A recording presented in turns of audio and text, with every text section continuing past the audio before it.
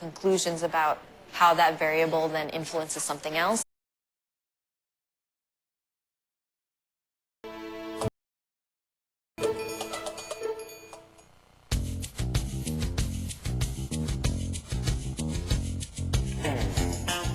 Three, two, one. The activity is called the Barbie bungee jump. It's the culminating activity after the students have learned how to find the line of best fit.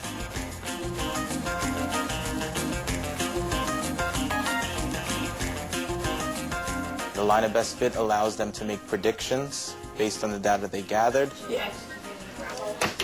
So in this activity, they're actually gathering data to make sure the Barbie gets as close to the step as possible. 3, 2, 1. Oh! It definitely does have a science feel to it.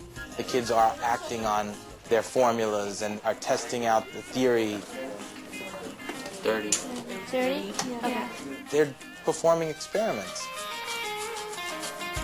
So we've seen line of best fit in the books, we've taken notes, we've done examples, but now we're going to see how it really works in real life. The students in this lesson are a group of 8th graders that are taking Algebra 1 that will receive high school credits upon passing their end-of-course Algebra 1 exam. So here's the experiment. We are going to take my daughters, not mine, my daughters' Barbies, and we are going to actually make them bungee jump.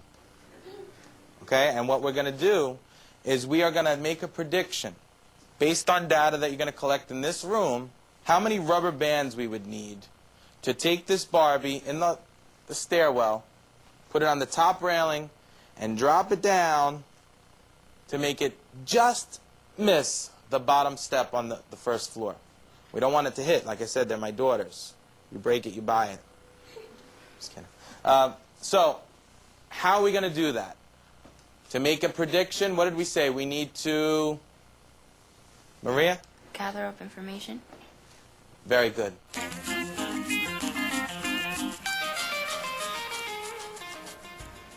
The materials they need are a Barbie doll, rubber bands, a tape measure, a ruler. To make the actual bungee, you're starting with 2 rubber bands of equal size. I explain it as a Venn diagram, which they're used to. So they're seeing the 2 circles of the rubber band, and then you just kind of loop one into the other, and when you pull, it's attached. When I give them their worksheet, I already insert 2 into the table of values, so they know that's where they're starting, and it's given to them. See how far the Barbie drops? Record it. If you want to do 2 or 3 drops the first time to get an average, that's fine. Again, the more you do, the more accurate you'll be. Any questions?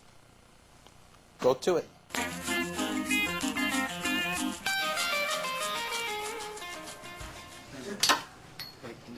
They take the tape measure hanging down to the floor. They'll put the Barbie at the edge of the desk holding the band and then release the Barbie. The other 3 students are seeing where the Barbie hits the tape measure. If there's 3 students looking at the tape measure, they all might have a different view of it, getting a different answer, so they might drop the Barbie 2 or 3 times. If they still have varying answers, they could take an estimate of those. 30. 30. One more time? Yeah. Okay. Then what they do is they add rubber bands to the bungee, increasing the distance. 1, 2, 3, go. And they could either add 1 or 2 rubber bands. I mean, we are limited because we can only go so high in the classroom. 48. This is my 3rd year doing it. I think 7 trials is a really good number. Time permitting, if we could do more, maybe 10 would be optimal. We just don't have the time and the height to do that many. How many should you add? 2 more at this point, or maybe just 1 more? 1 more. 1 more, right? Because if you add 2 more, it might reach the bottom, and we don't want to do that. Ready? Set. I saw 8. 88.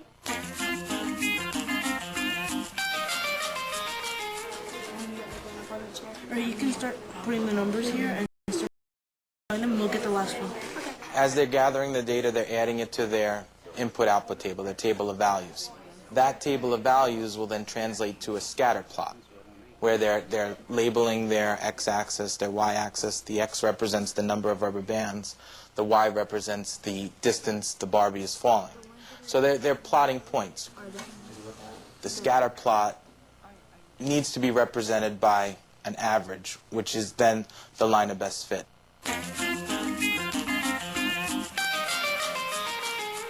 We've been learning methods of how to find line of best fit, Method. which is the eyeball, the average, the 2-point form, the Q points, and the point slope form. We give the students the opportunity to choose the method they want to find the line of best fit.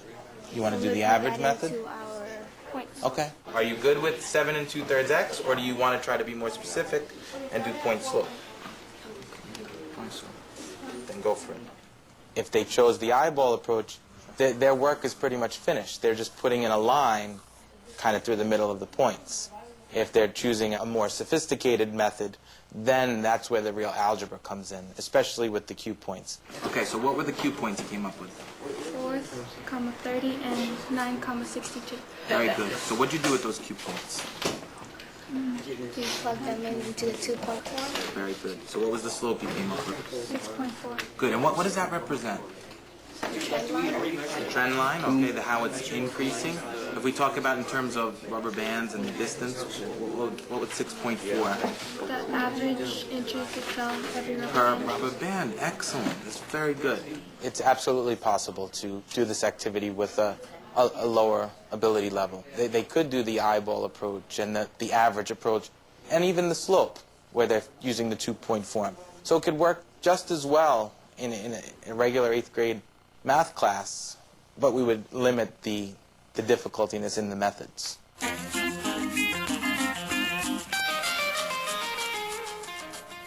What was your final equation?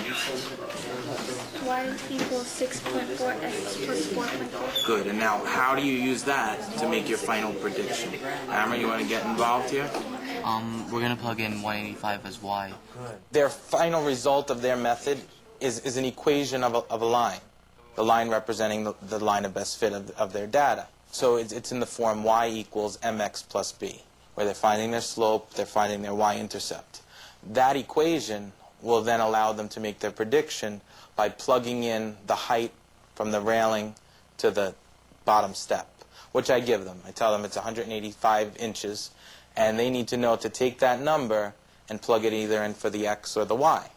Hopefully they've been paying attention, they're going to plug it into the y, which represents the distance fallen. Because what does 185 represent? How many, like, centimeters, I think? Inches we want to go. Good.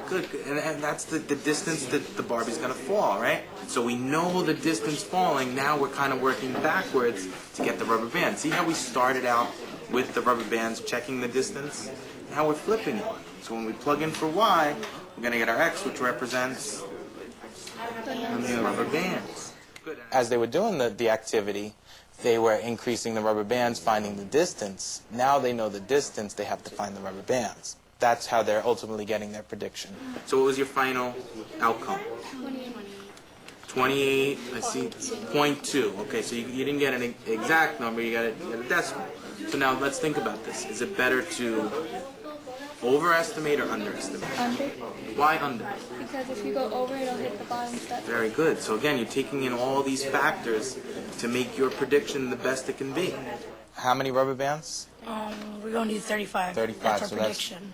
And what method did you guys use to come up with 35 rubber bands? Q points. Q points. Good. We predicted that we would need 28 rubber bands for the fall. Excellent. Do you guys feel confident with this? What if the Barbie hits the stair, or the Barbie comes, 2 feet away from the stair? We check over our work and see what we did wrong. Right. So we're trying it, we're applying it, we're trying it, and we're rethinking things. You guys already did this process a little bit, right? By starting with the average and then moving to the 2-point form. So you're thinking. That's the best thing you can do. Always think. And then, yes, that's the exciting part. That's when we get to go and actually see if their work works. One person's going to hold the band. We're going to do 3 drops. I'll tell 2 members of the group to stay with the Barbie and stay on the 2nd floor. The other 3 students will come down to the 1st floor. 1 will hold the meter stick, and the other 2 are the eyes. 3, 2, 1. That minus is 14. 2, 1. 33. Good, write it down. To see their math come alive and just, oh, wow, our hard work paid off. You nervous? Okay, 3, 2, 1. Well, that looked good. What'd you see there? 20? 20, good, write it down. You know, even if they're not just touching the step, if they're 10 inches away, 20 inches away, their work has a meaning now. Okay, so what happened? It hit the ground. Hit the ground, but the last time it was a little bit less, right? So, what do you think? Take about 1 or 2 bands off. Okay, and that's something we could discuss in class, right? Maybe your calculations we got to check. All right, good job. Next group. So I want to act on that. When we come back to the class, I want to ask them, what do you think? What could you have done better? A great outcome of this project is when you see the students deciding on a method, and you know they're trying to take the easy way out, and they'll go with, you know, the average approach. And you let them have their way, and they do it, and then as they're dropping the Barbie and they're not coming as close as the other groups, a lot of the groups will realize maybe they should have used the cue point method, which again is the more precise method. How far away from the step? 14 inches. 14 inches. So now that you thought about it, what methods did you take to change that prediction? What'd you do? We use cue points. Okay, so you started off with point slope, and you went to cue points. What was your prediction after the cue points? 28 rubber bands. 28. So you went from 25 to 28. Are you going to go with 28? Yeah. We're starting with 2 new points from when we were in the classroom, and now we're going to use the 2-point form. And when we find our new slope, we're going to put that into our equation, y equals mx plus b. And then once we find our answer, that's how we know how many rubber bands we need. And it has to be less than 35, or we're going to keep hitting the stairs. It was 28.2, and so we did 28. 28, and how close were you? 14, so if you added, so instead of doing 28, you would do 29. You think that would give you the needed distance? If you're constantly just saying, okay, solve this problem, you know, eventually they may get it. But when you're doing an activity like this, and they have a beginning, a middle, and an end, and they're seeing it in practice, that really stays with them. And they'll talk about a project like this, you know, for a long time, and they will remember it. And when they see a Barbie, it'll transport them back to this situation, and ultimately remembering line of best fit. So, and that's what it's all about. How can we get the students to remember and apply what they've learned? 3, 2, 1. Wow, that was really good. 14, good. Thanks for being with us this past hour. As always, our goal at Teaching Channel is to open the doors to inspired teaching in classrooms across America. You can watch all of Teaching Channel's videos online at teachingchannel.org. And please register to become a member and subscribe to our newsletter, where we share new videos and teaching ideas every week.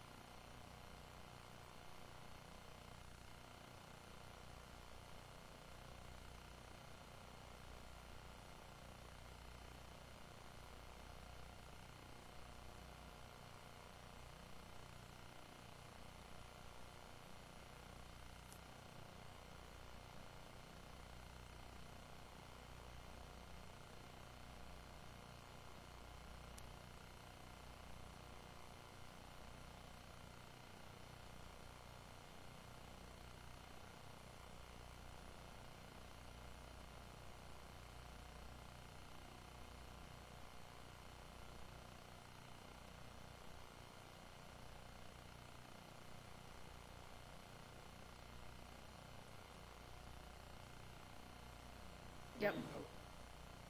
Exactly.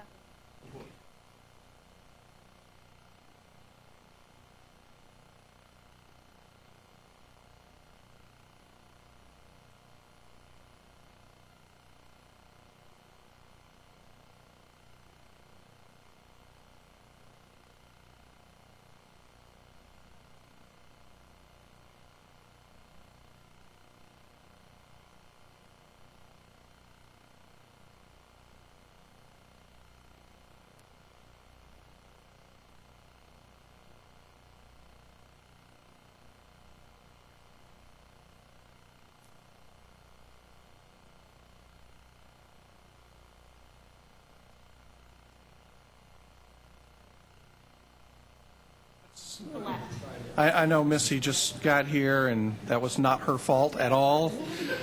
Had an elevator issue, so, and Jonathan Weaver is here. I think he just stepped out for a second, but we've got 5, so let's go ahead and not reopen, but continue with the budget hearings. And Alan, you're here on the utilities, so let's go ahead and get started.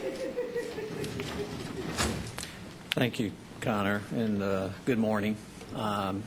President Adams and Finance Chair O'Daniel and other council members. I have just a brief summary. You should have in front of you a PowerPoint presentation, and I'll cover some highlights of that fairly quickly.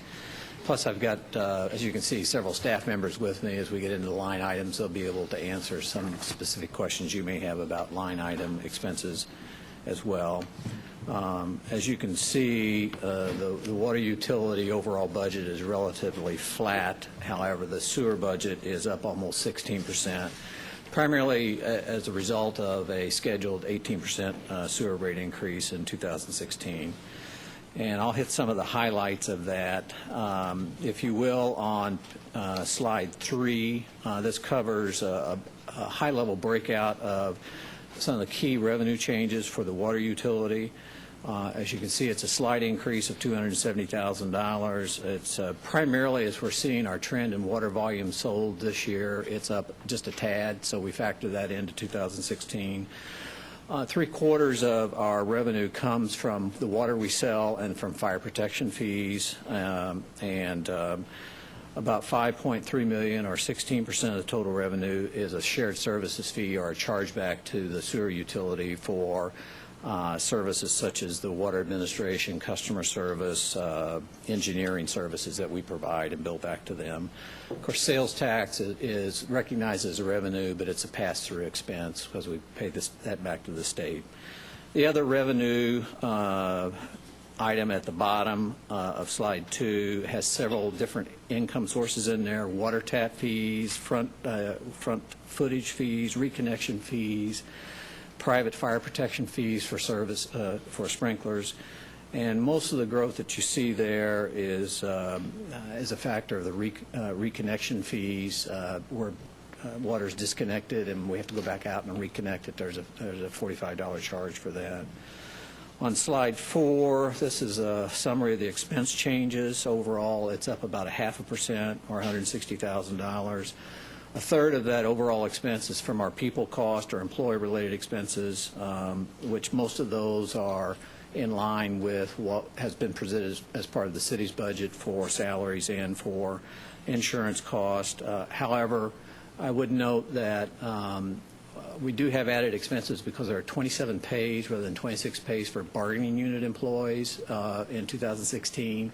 And 2/3 of the water utilities workforce is bargaining units, so that's an added expense in 2016. Contractual expenses are probably the largest item there. They represent about 44% of the overall budget. About half of that is from bond and interest payments, $14 million. The other big ticket item would be electricity. A couple items with notable increases are the principal bond payments are up about $300,000. And we also increased other contractual services, as you'll see in your line items, by $100,000 for funding additional water main repairs. We were able to get some decrease, however, as a result of changing the way we treat or use chemicals at the filtration plant. We were able to lower some expenses there, as well as we were able to lower expenses as a result of insourcing testing at the filtration plant rather than outsourcing it. And we did save about $100,000 when we refinanced a $20 million bond in 2014, so we're seeing the benefits of that. Supply expenses account for about 11% of the overall budget. Most of the decrease there is what I referenced before. We changed the chemical for settling solids from the Ohio River, and we saved some money there. Of course, tax liabilities, it reflects what we pay primarily to sales tax and the payment in lieu of taxes to the city. On slide 6, this is the high-level summary of the sewer utility. As I mentioned before, revenue and expenses are up about 16%. Much of the revenue increase is driven by an 18% increase for core customers. On slide 7, similar to the water utility, this is a breakout of the sources of the revenue. Obviously, 90% of the revenue comes from what I call our core customers, which is the residential, commercial, industrial, and public authority customers. And as you can see, it's up about 18.4%, 18% for the rate increase, and then a little extra in there because additional water volume has picked up just a little bit there. Also, we reclassified Old State utility revenue. Previously, it was in an other revenue category because it was a separate utility. When we acquired them, it now became a residential customer, so you see some lift in the residential sales there. The other revenue category is just a handful of different incomes in there. Delinquent charges, industrial surcharges, pre-treatment fees make up those amounts. The decrease that you see in other revenue is really as a result of reclassifying Old State utility. It was previously there, so it's about $116,000 in revenue from Old State that moved from the other revenue into the residential category. On slide 8, this is the breakdown of the expenses. Again, employee-related expenses are in line with what the city had projected or planned. It's up about $360,000. As with the water utility, about 75% of the employees are bargaining unit, so we still have the 27 pays versus the 26 pays, so that's some added expenses there. Under the supplies expense line item, it is lower primarily as a result of when we were reviewing the line items within the budget, we noticed that the pavement expenses should really be classified as a contractual expense, so we moved it from supplies into contractual expenses because the payment's done by a contractor. Under the contractual expenses, this represents about half of the overall expense budget. Of course, bond and interest payments are the biggest item. They're about $17.6 million. The next one is, you may recall the sewer utility oversees the trash and recycling program, and we collect a fee for that, and that expense is about $4.5 million. Those are the two primary items that make up the contractual expenses. You get beyond that, and there are 70 additional different line items that make up the contractual expenses. Some of the bigger ones in that will be, as you'll see, is the electricity and gas expenses.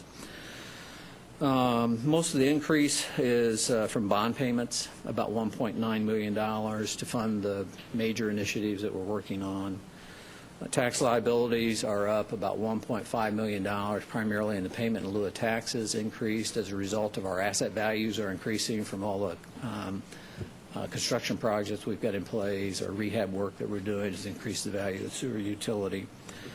Capital expenses, we have additional funding of $4.5 million there for ongoing repairs at the waste treatment plants and lift stations. The last couple of years have been very, very wet conditions, which means that pumps and motors are operating at maximum capacity for longer periods of time.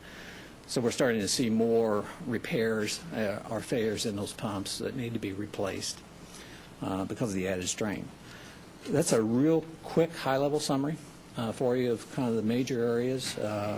As I said, we're here and have a team prepared, Connor, to answer line item questions. You know, I think, I don't know, I guess I expected at some level or at some point to start seeing a bump in the revenues for the sale of water with the JCI project moving along.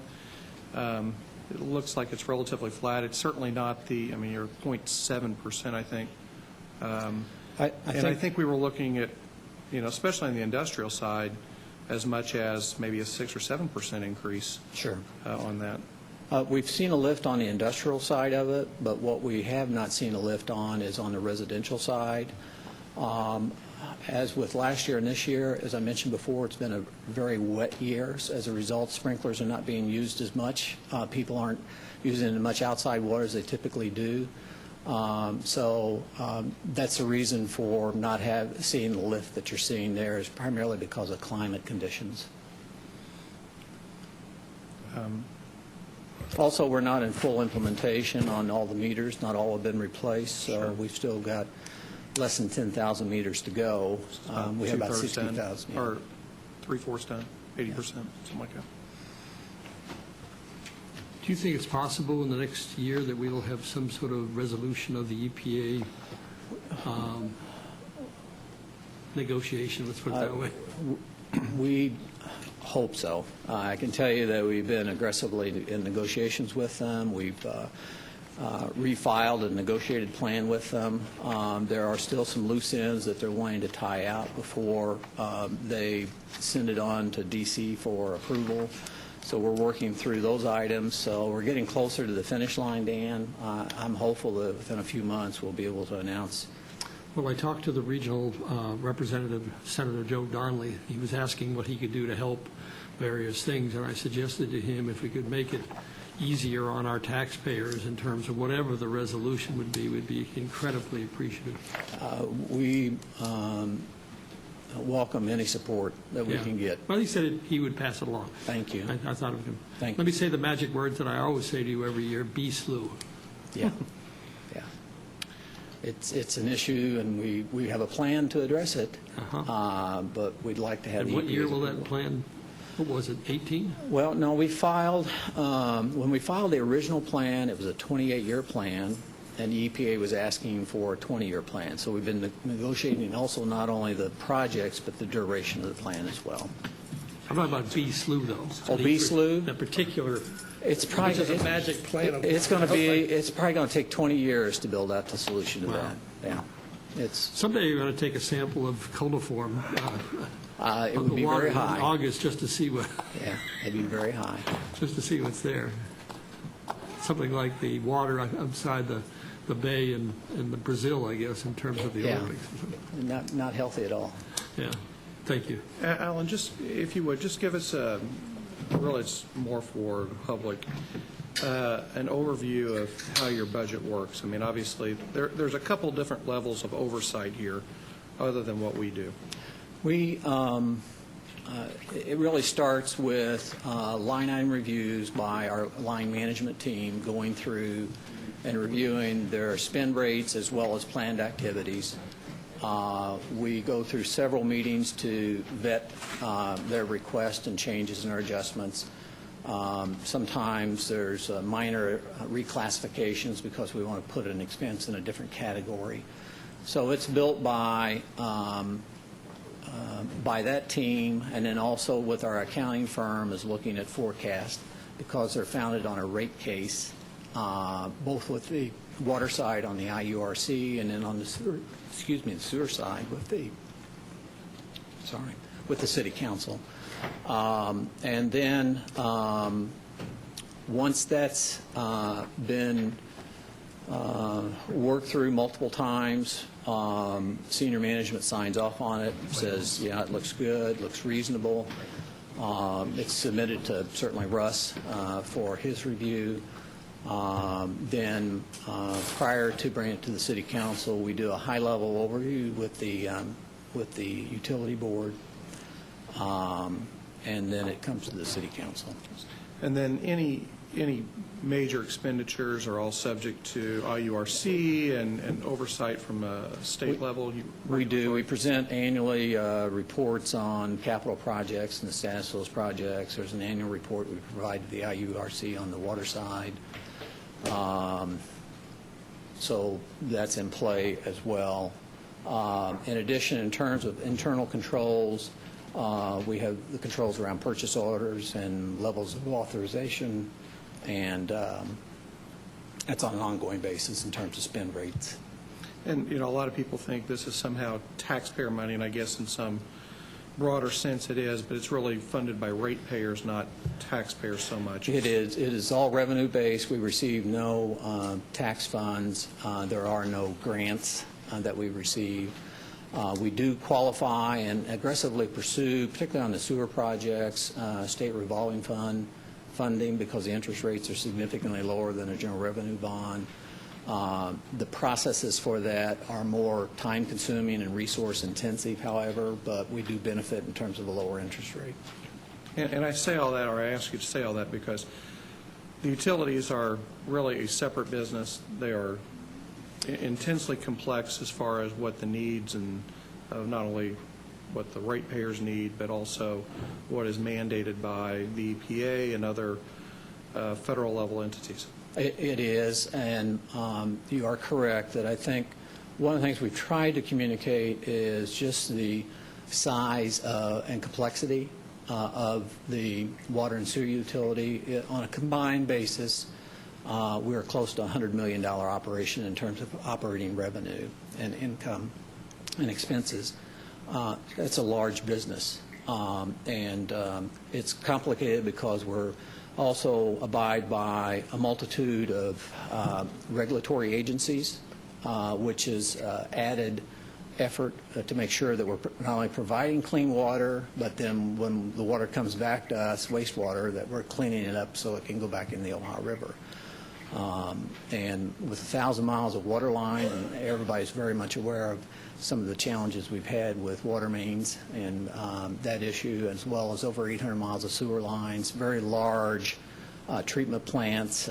We produce about 7 billion gallons of water out of the filtration plant, and multitude of billions of gallons of water are treated by the waste treatment plants. It's a very large business operation. Is there a list of, I guess, where the water department will be as far as projects, or how people will know? Water or sewer, for that matter, just utilities in general. We maintain an internal projects list, capital projects list, which we constantly are monitoring and determining when the timing of those projects are going to hit based on funding that's available. We have not published that list, but it's available. Most of the projects are not sexy projects. They're lift station rehab, sewer line replacements, sewer line linings. But we do have that project list that we work on. In addition, there is ongoing hundreds and thousands of work orders that we're working on. That's just part of the daily operation. How hard would it be to publish that list? I mean, within the context of our new software, you know. It would, right now it exists in an Excel file. So that's how we're tracking the projects, and particularly when we're doing bond-type related projects. Let me take a look at how we might be able to get a list of those out there. And I just say that because, well, I live on the Far East Side, and the unbelievable inconvenience of neighborhoods for having Lincoln shut down for 2 weeks was it was amazing. You know, people cutting through and the neighborhoods and the like. But, you know, I think it was in the paper. But, you know, that sort of notice or Sure. a way to get that out in another way would be helpful, especially when you're talking about major thoroughfares being hindered. I appreciate that. We'll take a look at what we can do to improve getting the information out there, or at least have a resource available so they'll know when projects are hitting there. When would you expect the, one more thing, when would you expect the sewer project related to the Chestnut Street, or I guess it's Chestnut Street, when would you expect that to begin? When we expect it to end? Either begin or end. I'm not really It's sure. beginning now, or fairly soon. I'll have to turn to Mike, and I think it would be scheduled to complete December or early 2016. They're starting down to mobilize. They'll be finished, completely finished in about February. About February. So very soon they'll be mobilizing there, and that'll disrupt traffic on Martin Luther King all the way down Cherry, and then coming back in on 3rd or 2nd, I'm not sure, 4th Street. Okay. Alan, And that's just to add a little color to that. That sewer line is I don't know, 4 or 5 feet in diameter, and it's about 40 feet down. So you have to go wide whenever you're digging that up and running the lines. Sorry. Doc, I think Stephanie had a question first, and then Excuse me, I apologize. Go ahead. I live on Alvard. I live over by West Homans Park, so the giant sinkhole thing and that was frankly going on before the sewer department came back to the city for management. But that's a relatively small project in the sense that it's disrupting several blocks of people's, and the way that we found out that our street was being closed, and I think maybe about 50 feet from my house is these giant green tanks. I don't know if it's the temporarily actually acting as the sewer. I mean, I know you had to cap off those so that you could work on them, but our street is closed. The way we found out about it was that I came home from work one day and the street was closed. And it's closed all the way down. Those tanks sit about 5 feet from my neighbor's driveway. And what they came to me and asked was, what is going on? How long is it going to last? And I'm wondering if when you've got projects that probably affect, the in and out of getting in and out to our houses of, maybe 50, 75 people, if you can't do what Vectron does, which is like a door hanger or something that just says, and after the story ran in the paper, we got some information that apparently my street's going to be closed for several months. But that was how we found out. And it is not an issue for me, I can get in and out, but for my neighbors that are having problems getting in and out of their driveway or where they park their cars, they would have liked to have known. So when we have smaller projects, can we do a door hanger or, even Vectron, when they came to replace the metal nozzle with a piece of glass, put something on our door that said, hey, this is what we're doing. And mostly they just wanted to know, it's not that they don't want the work done, they just wanted to know how long it was going to be. Well, I know Mike Levitsky heard your comments, and he runs Point and working with contractors. And I know in some instances they try to be very proactive. I don't know the specifics of this situation, but I appreciate the feedback. And I know Mike has heard that, and we'll look for ways in which we can continue to. It occurs to me, if you really want to do it, just take some neon hunter orange and 2 weeks before put about a 2-foot weed right down the street you're going to be blocking. I think that would be a symbol to them it's coming. There you go. John, do you have a question? We also get updates from the police department. They send out emails and stuff to City Council and let us know when things are going to be closed. I always put that on my Facebook and try to tweet it out to let my constituents know ahead of time. Sure. But some people don't use social media. Some people don't. Seriously, I'm not kidding. If you just put a big neon strip of paint down the area you're going to do 2 weeks ahead of time, I think everybody would get the symbol. That's a good thought. It's very visible. We use a variety of, we rely upon the news media a lot to help us out there, but you're correct. Some people don't read the Well, I've got your ear. news. You don't have anything for next year, but over the next 3 years after that, you're going to spend $11.3 million on something called relocation. Are you going to leave us, or would that be? I suspect that is as a result of road work where we have to move sewer or water lines out of the way. I'm not sure which line item you're looking at there, but usually that is the relocation. It's on the water side. It's on the. It would be road relocations. Yeah. Okay, John, you have a question? For example, Dan, with the Lloyd Expressway, we had to move a major line from Lloyd Expressway down Walnut, which was also very disruptive and expensive to do. Huge project, yeah. Alan, you might have already covered this. I'm sorry for coming in a little late. It's okay. I think one of the large, at least over the water side, we all know one of the challenges we have is the fact that this cast iron water system we have is really being challenged. Like I actually have my own neighbor blocking my house. You know, one day I called you. It was like the road, they're busting. We have how many miles of water lines do we have to consider here? Well, in Is total, it 600? Well, we have 1,000 miles of line. Okay. Of that, about 600 are cast iron. We're probably with an average age of 90-plus years. But the water main breaks are not limited to cast iron pipes. There's actually some pipes that were used, the type of steel that were used in maybe the 50s or 60s that we're seeing has a high frequency of breaking as well. So it's not always limited to cast iron, but the cast iron, because the age of it, is a pretty good indicator. So it's a massive amount. On the average, what does it cost on a per mile basis? I mean, I know I'm putting you on the spot, but on a per mile basis, what is the average cost? It obviously depends on the terrain and the complexities of relocations, but I would guess that it could range anywhere from $800,000 on up per mile. It's expensive. Very expensive. Yeah, it depends on the size of the line, the topography, other utility relocations, if we're doing work like a gas line, for example. How many miles are we trying to get per year? I know we're working on it. Well, we're working on a long-range plan to start to prioritize areas. And we've been doing analysis of sort of more problematic areas throughout the city that would be a higher priority. So we're working on that in order to, when we go forward with the next rate case, to have that detailed out and also start to move to what I'll call a refresh, replacement as opposed to a break fix. And most of the funding in place this last few years, or previously, was on more of a break-fix arrangement.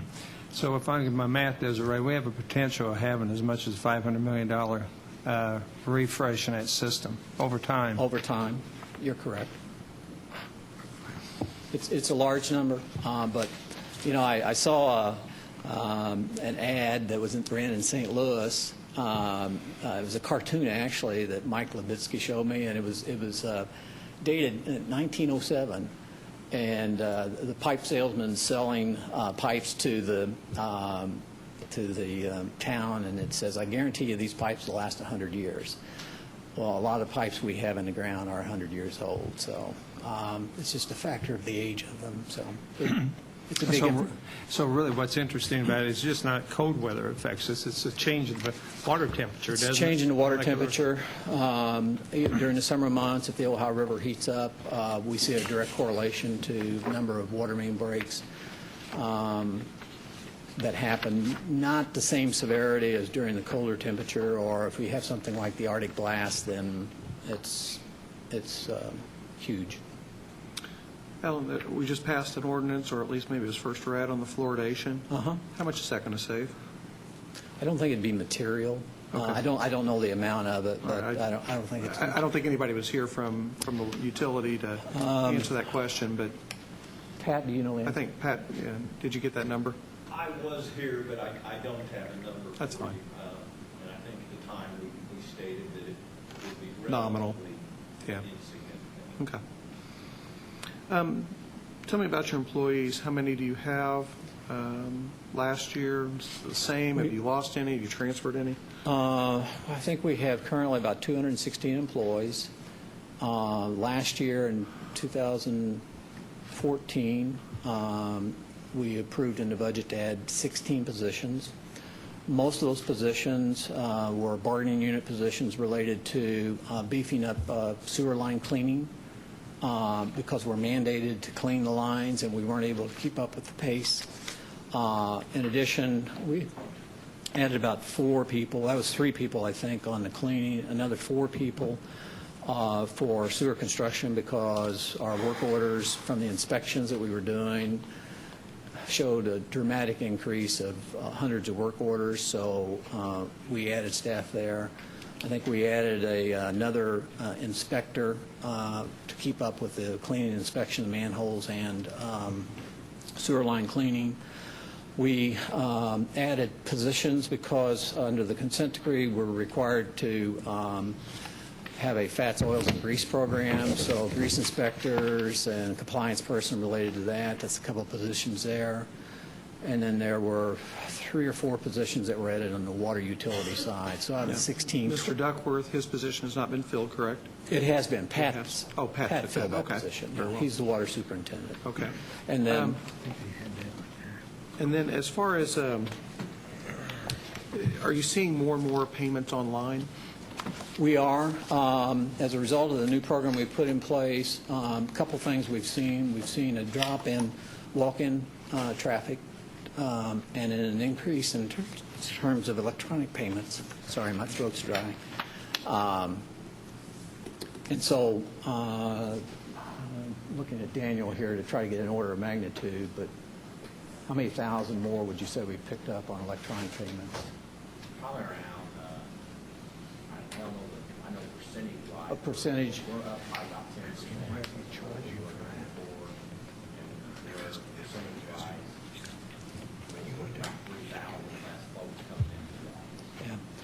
We do handle a lot of more call center activity, a tremendous number of calls, thank you very much. Probably 8,000 a month. How many calls per? Around 12, the average is around 12 to 14,000 calls that we're getting in. Per month? So.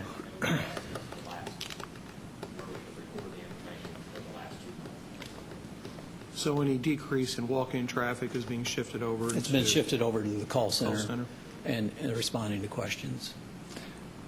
Ellen, can I ask you, why do we charge for electronic payments? To me, money comes in quicker. It's going to be transferred. For instance, especially debit. I actually, with my own deal, we pay everything online. It comes right out of our checkbook electronically. Yeah. Why are we charging for that? This is well, there is a service fee. Yeah, exactly. And that is a pass-through of the service fee charged by the credit card company.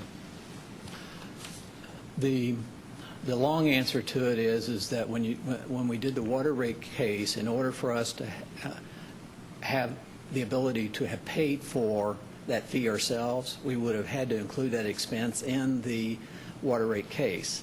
In the water rate case, the IURC only lets you recognize what is fixed and known expense as opposed to a planned or projected expense. So we wouldn't have sufficient revenue to cover that expense, even though you're correct from a business perspective, it would help us out. So it's a cost question. In order to get that into the next water rate case, we'd have to go ahead and incur that cost today and then ask for a rate increase to cover the future cost. But what happens is it speeds up your cash flow. Cash flow is speeded up. You don't have to deal with checks. You have to worry about maybe insufficient NSF checks that occur. What you find in studies and all that, even though you have that little bit of cost on the end, you save a mountain on the backside.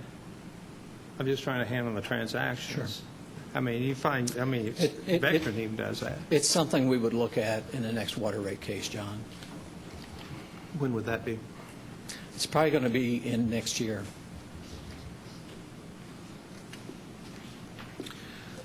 Okay. We can get into the weeds of this. There are just a couple things that I had looked at. Computer and software support was up about 25,000, 20,000, whatever it is. What is that? Good afternoon. Hi, Jenny. Are you looking on the water side or the? I was, although side? I'm sure the sewer side probably has something similar, but you just want to address them both. I will. Give me 1 second. Not sure. Gotta find my. Frankly, I was just looking for water side. Which, just so you know, this was on page 2. Yeah, will you tell me the account number? Can you give me the account? Yeah, it's 601-9001, and then it's 43909. I'm sorry, 439-032. Computer software. So it's the top of the second page of yeah, it's of up our measurables. 22%. I've got The reason for 28% that is ready to a lot to do with, we're going to more of an online in the field. We're, in fact, in our capital budget, we're, on the water side, we're putting in 12 new tablets. And so with the tablets comes additional software cost and things like that. So our people in the field will be equipped to complete their work orders in the field instead of coming back in the office and having to sit down and put that paperwork back in the computer. They will actually be able to start their day with their work orders in hand and be able to complete some of those. That's some of the cost. Mike Lubitsky may be able to speak a little bit more about the software costs. A lot of it is in his area for increases.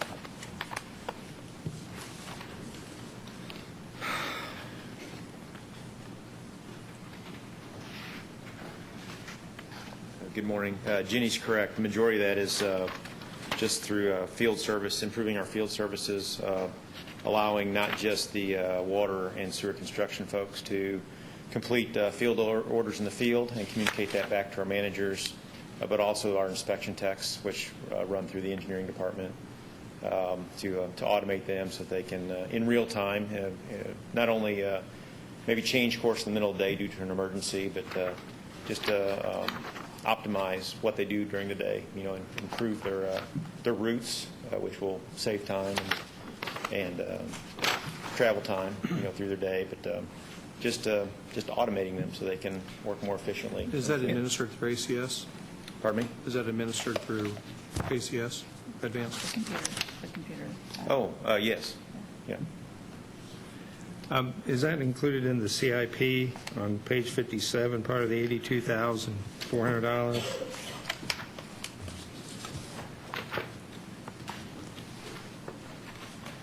It's on page 57 towards the end, toward the bottom of the page. Utility machine equipment? Yes. Yes, that's part of that is where the tablets are housed. I would like to make a note on this capital improvement budget for the water. If you look at the new service connections, there was an oversight on our part. It got put into residential meters, so actually before we come back for approval, I will split some of that out to go up into the residential, or to the new service connections. But I won't change the amount of the budget at all. I'm just going to put it in the other line item where it belongs. Jenny, how many tablets are we talking about? We're looking on the water side to add 12. 12 tablets with $82,000? $82,000? Seems like. Well, no, there's more. There's more in there than just the. Oh, I imagine there is. That, but that's one of the costs that are in there. Well, maybe when you do this, maybe you can give us kind of a rough estimate of what's making up that 82. I mean, you'll kind of break. Sure, I don't want probably you to have it with me. I don't want you to put the pencil sharpener in there or anything like that. But. Let me see if I have it on my list. Okay. Does the water department intend on utilizing the services of our CIO? That's what I sent you. This is well, that's the software they're talking about. The capital now. They're looking at the capital. Utilities office equipment. Utility office equipment was the 12 tablets and a small document scanner for the engineering department, so that we can continue our electronic backup of all of our paperwork. We had to replace that piece of equipment. Those were the major items in utility equipment. And I do believe we put a small dollar amount in there for the water admin for any kind of equipment that we may need going forward. How much interaction do you have with our CIO in trying to develop sort of a maybe further developing the network or just trying to get efficiencies where we can find them? Well, we do work with the CIO on any projects that come up. I mean, they're heavily involved. We run everything through them. They were the ones that gave us the quotes on the tablets. I mean, we don't do anything on our own. Mark did, or Mark Raleigh, or Mark Urine? Well, we go through Mark Urine, and then we usually get the quotes from the ACS. Go ahead. I think last year we dealt with this. We had 2 tablets on a year ago on a budget. For 2 of them, we have $2,600 in there.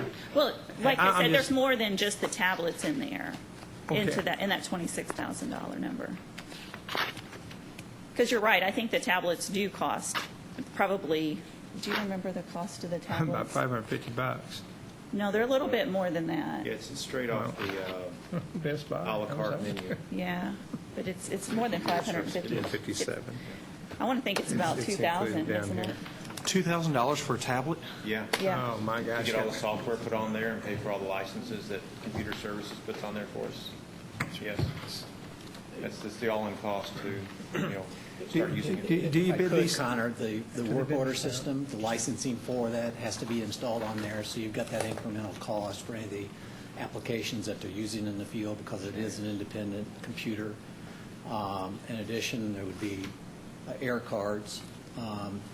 But with the size of the geographical area that we're having to cover, there's a lot of inefficiency by a paper-based system. As Mike said, having the tablet will enable them to update work orders more real-time than in a batch as they get back. Right. I mean, and don't get me wrong, technology can be great, but at some point, if you're not getting the subsequent savings in personnel costs, then you're just adding cost, right? I mean, it's... Yeah, we're finding that we're not lacking of work to do, so, with the work orders.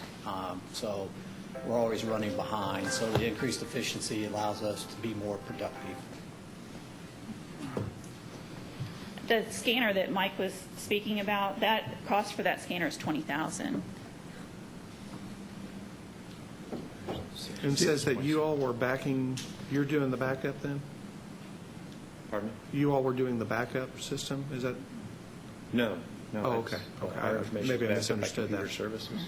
For 6 of the, Oh, I'm sorry, the backup, we are documenting our paper files, our paper projects that we just have in a back room. For redundancy, we're scanning them and getting them electronically backed up. Okay. Yes. I mean, do you bid those things out? Do they bid this equipment out? Yeah, we'll bid it out, that's just, absolutely, that's just an estimate. yeah. Oh, I mean, when Before we we get the purchase tablets, it. we'll bill them out to other vendors, things of that nature. Well, the tablets came, they're bid out by the ACS, Yeah, that came straight from, the Computer Services Department.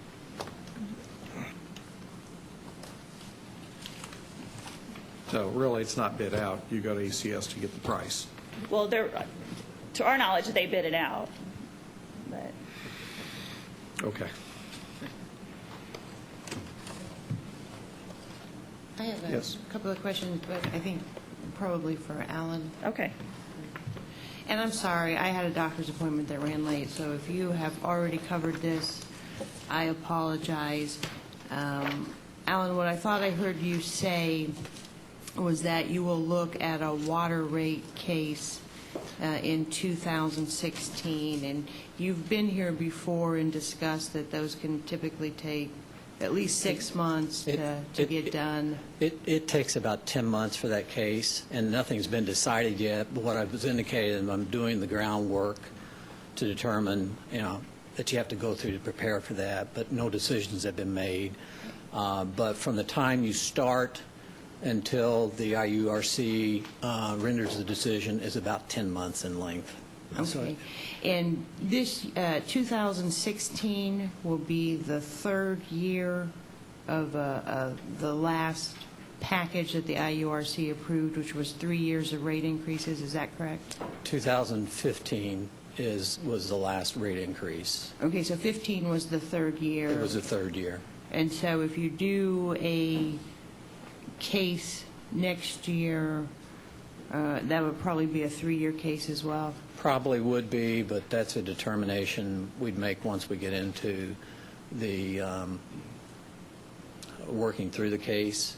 As you might imagine, a rate case with the IURC is a pretty intensive process and resource intensive, so Well, and the ability to do 3 years at a time, given the process that it takes to get a rate increase. I understand why people are doing it in the longest possible segment of the 3 years because of the process itself. That's So I correct. just make the assumption that if you're going to go through almost a year-long process, you're going to... 3 years is sort of the sweet spot, if you will.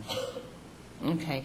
And then on sewer rates, is this year our third year, or is it next year? Next year, 2016. So 2016 will be the third year of the 3 years of rate increases that this body approved. And what do you see projecting forward? Are you going to do another 3 years? We don't have the answer to that because Dan was asking about the status of the negotiations with the EPA. Once that's finalized, then we will know that we have an approved plan for what planned projects would take place beyond that. But even under the old plan that was not approved, it would have We would have had annual rate increases from now till the foreseeable future. That's correct. Okay. For a number of years, and then we were hitting a lull of very low increases for a period of time, primarily as a financing mechanism where by the year 2032, we have about $12 million in debt service that drops off, which allowed us to fund more projects further out. Okay, so most likely it'll just be an issue of how much that rate increase is, Correct. depending on what size of the plan is approved. Correct. Okay, thank you. Yeah, on the health insurance, it looks like your placeholder is a 5.73% increase, and we've been at 3.68 in most of the other departments. That is correct. When we put our budget together, Russ came in, the first initial one was the 5.7, and then he came back to us, but I had already presented the budget to the Water and Sewer Board, and so we left it as is to come to council, but that will be part of the changes that you'll budget, or that you'll vote on. Okay, so that'll be It will be down, Okay. yes, to the 3.7. Okay. And with that, it will also change, I just want to kind of give you a heads up. So 3 changes that I'm aware of right now is the health insurance throughout the water and sewer budgets. The joint cost will change based on the changes in the health insurance. And then there's just the reallocation of those water capital projects. Those are the 3 changes I'm aware of at this point. Jenny, one thing I noticed about when I was in these budget hearings, I go back and look at the last year we had actuals, and that was 14. As it came to health insurance, what I thought was really odd, we had a budget amount in the yellow book. I stated line item 700,000 or whatever that number is, and that was the same amount that got transferred down into the hospitalization fund. It was to the penny. It was to the penny. I'm just not saying sure what you're it was to the penny. So you met your budget number on 14. But then when I went to the city side of things, okay, I should have brought my yellow books to demonstrate this. On the city side, we had a lot of departments that were under budget that was transferred down in the hospitalization fund. So at a glance, you start wondering what you're doing is possibly the utility is paying its budget amount, or whatever that might be, down in hospitalization, and maybe the city is getting the break on the backs of the utility. That's why it looks. I have to show this to you. I saw it's patently obvious when you look at that. So I think that's when I start seeing these numbers being larger on the utility side versus the city side. You're wondering, well, the ratepayers are picking that up, and we all know some of the ratepayers don't live in the city; they're out in the county as well. I'd have to speak to Russ, but I don't believe that's and that wasn't the intention for the 5.7. Oh, no, I just want to I'm point just that saying out. Well, I mean, that's what comes to my mind. I mean, that's what you start thinking about. Okay. Thanks. I mean, whatever. All right. Again, I don't want to go through this line by line because there's levels of redundancy that that you go through before we even get it and thereafter. But does anybody else have any questions with regards to the state utilities, water or sewer? Okay, staying done. Thank you very much. Thank you. With that, let's take 5 minutes before we get to police training.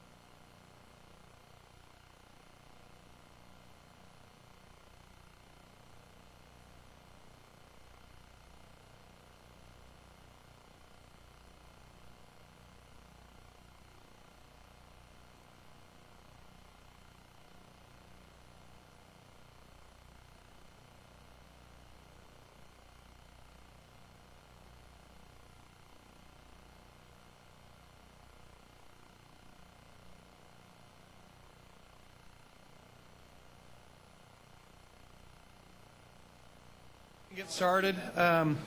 As I indicated, let's try to do a couple of the easy ones first before we get in the big police budget. If we do police pension first, this is page 73.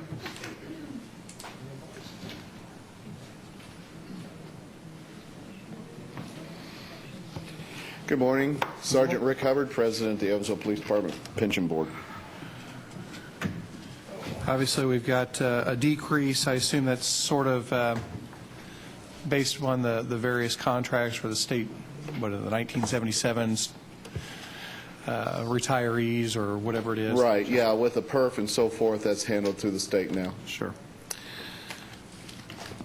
And all this is passed through anyway. Any questions with regards to police pension? Comments about the health? Any comments about the health insurance or pension? On the health insurance or pensions? Okay, well, that's a good question. You sent me an email earlier. I mean, it's not listed within this budget. No, sir. And that's is that a perf deal or is that a That's a city contractual contract. deal? City contract. Yes, sir. So all of that would be within the, I guess, the police contract That would budget? be, I would believe that would be the police contract. Because health insurance is not within the pension board's bailiwick. Yeah, I didn't think so. Oh, yeah, I understand. Okay. Oh, are you talking about that study that was done? Oh, yeah, that study really relates to what we should be funding this. And obviously, like many of these benefits, they're not being funded. It kind of pay as we go routine. And that really addressed the fact that you should be funding this as you go, which was a big, we'll get big on that. Yes. All right. Is that it? Seeing no other questions, thank you very much. Thank you, ladies and gentlemen. Who's doing police merit? Yeah, we'll do police merit, and then we'll segue into that. That's page 18, and then there's also some contractual on page 4. And this is down year over year.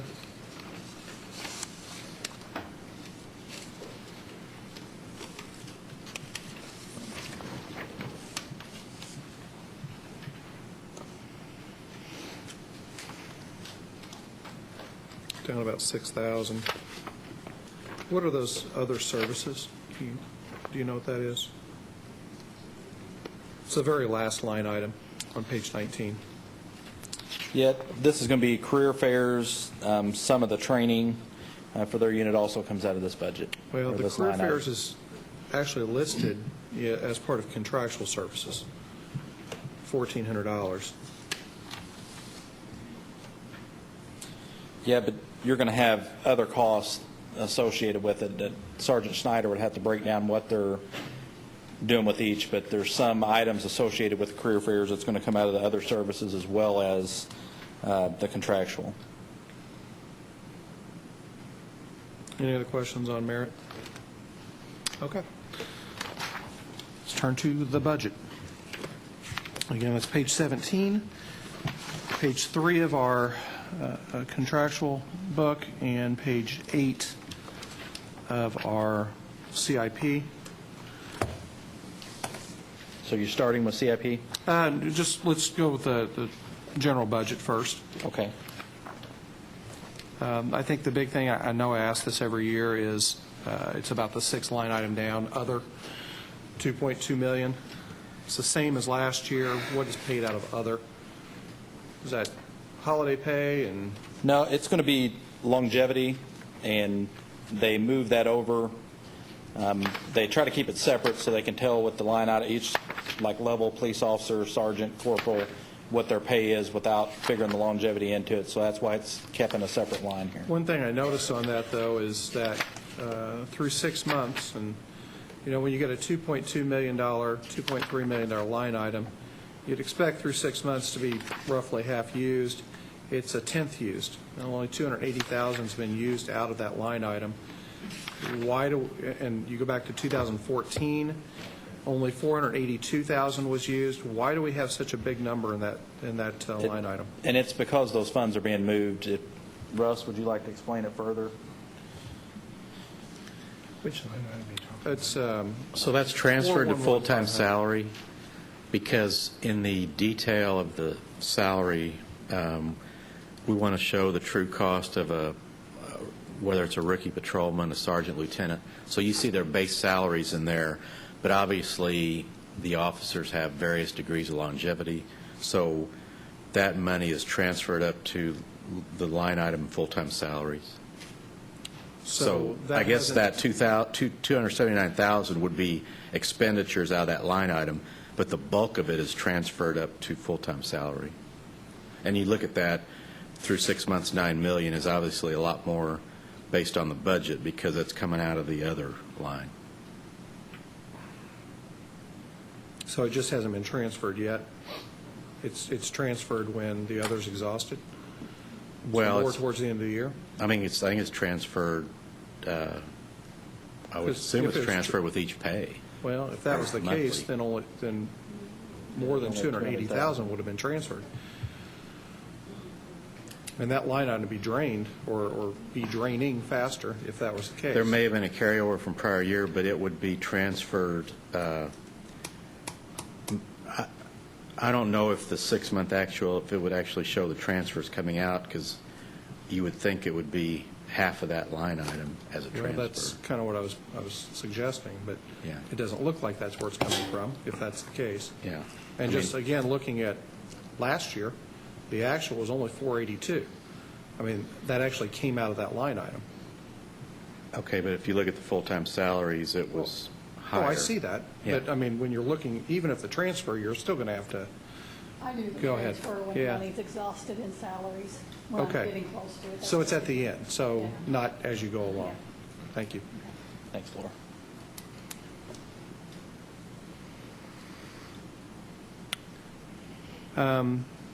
Perf, this one's up 19.3%. I thought that it was basically flatlined over year. At least that's in the sort of opening statements that we'd made. You know, I knew we had that issue maybe 3 or 4 years ago where we had a catch-up provision where we had to pay 5 quarters instead of 4, but is there a reason that perf is up 20%? That's something Russ is going to have to answer. There's almost nothing on fire. You see fire? You flip back to fire, you don't see that. I've got several lines in here that It's matter of fact, I had down by it. I mean, we'll have to double-check that calculation. It seems high, and maybe we can find some savings there. It's not savings. Overtime, I know a lot of times you don't have a whole lot of control over that, at least to the extent of police runs and court time and those sort of things. What, if anything, can you do to try to reduce that number? You know, we've already been doing that, training, trying to limit training if it's going to cost overtime unless it's somebody that has to, such as we get a new crime scene officer, we're going to have to send them to certain classes for, you know, fingerprints and blood splatter and so forth, so we incur a lot there. But if it's just classes that would be helpful but not needed, we've been eliminating those if it's costing overtime. Community events, we haven't done nearly as many this year. You know, the Boy Scouts or Cub Scouts want us to send somebody out on a Saturday. If we have manpower available that can go by in between runs, we've been doing that. But in the past, if we could assign somebody out there, which I think is important and I think we should, but we just haven't had the budget to allow for that. So we've been cutting down on it. But in police work, we're going to have overtime daily. If they make an arrest, and an arrest could take 3-4 hours by the time you get through the booking process, paperwork. So if you're supposed to get off at 11, you make an arrest at 9:30, there's going to be overtime. Then, as you're well aware, being an attorney, all the court appearances officers go to is overtime. Yeah, that's a minimum of And then you 4 never know hours. if we have like a run like the bomb on Green River Road a few weeks ago, something like that can be very costly. Your Shriners Fest, Blue Angels, Fall Festival, things like that are just unavoidable. On Fall Festival, we're probably spending close to $40,000 in overtime for a week like that. Chief, can I ask you, on the health insurance, we have a 3.68. It's a little bit higher. This is another controller question. Come on down, Russ. I mean, we'd have to check on that. The fire is 3.68. Okay. Seems like that's been the place filler, and of course, we Yeah. heard Jenny say it was 5.7 was the first number, and then that'll be adjusted downward as well, so. It could be adjusted. We'll have to check on that. How much overtime is outstanding? I mean, you've got a policy that it has to be paid after so many hours are accrued. Our comp, But I know that, right, that apparently you weren't able to buy time last year. What's out there in terms of our liability? $1,085,861. And that equates to about 37,289 hours. What was that again, Chief? How much? $1,085,861 and 53 cents. The hours were how many? 37,289. And that's capped at 200? 200 for your is unit? contractually what we're capped at. I think federal law allows 480. But we're at 200. That goes back to the Yes. mid-'90s. Yeah, the 1993 bank, there is people that prior to 1993 had more in theirs. But the numbers I gave you are total between the 1993 bank and the current bank. The overtime, I appreciate, because how much used do we use the Southwest Academy to do training and those sort of things during work hours, I guess? So as to avoid the overtime issue. The academy for our officers, training our officers, well, we don't have but a couple full-time officers in the academy, but they do training throughout the year for our officers. And then we have many of our patrol officers, detectives, even Assistant Chief Pugh that teach in the academy, and we do all kinds of training throughout the year that they do. Does that include K-9? I mean, because I just anecdotally, I've heard K-9 does a lot of that outside of their hours, and so there's a lot of overtime that's accumulated there. That is correct, that there is a lot. Every Monday they train, so if it falls on one of the K-9's days off, they're getting paid overtime for that. Is there a way to curb that? We've looked at it, and it would almost be impossible. I mean, for legal reasons, they're required to have a set amount of training, and to have officers working on different shifts at different times, somebody's going to have to get paid to come in and do that training. And they need to be doing the training as a group and not just one off on his own. So I think all of you are aware we have one of the top K-9 teams in the country. People come here to train with us and learn how we do things. I think we're a model for our K-9 training. What is that number of overtime just for the K-9 unit? Do you know? I could get that for you, but I didn't have that prepared today. Would you like me to find that out? Could you? Yep. Could you?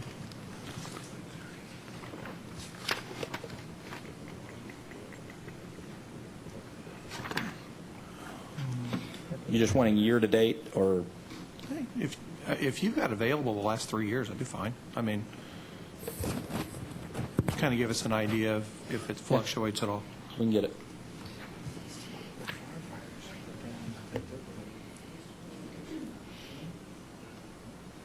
How many police dogs do you get for $9,000? One. Feed them right, I'll bet. Yeah, we've just got one in the budget. We have one that we're pretty sure we're going to have to replace next year. And did you pick up, it says office space rental, that added, where did you add space? Let me get to that. Or was that just the, or is that just the basic Oh, the bump increase? up, I think that's just the building authority raising the. All right. So your budget's up about $1.1 million year over year. A lot of that is based upon salaries. Salaries, obviously. insurance benefits, yes. And that negotiation is still ongoing. And of course, there may be $500,000 or $600,000 just in public employment retirement cost savings there, as well as maybe a drop in health insurance So if we include those, it may not be so bad. Anybody else have any questions as it relates to the general fund? Okay. Well, one thing I was just noticing, I guess this is just a computation. This is a Russ question, but Social Security is up 16%. Would that not correlate with the increase in the salary levels? Oh, yeah, that too. I noticed that. That seems to be a little bit.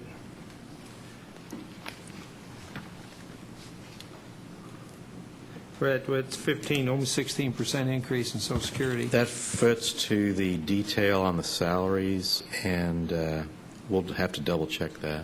I'm just saying, you wonder why it's up.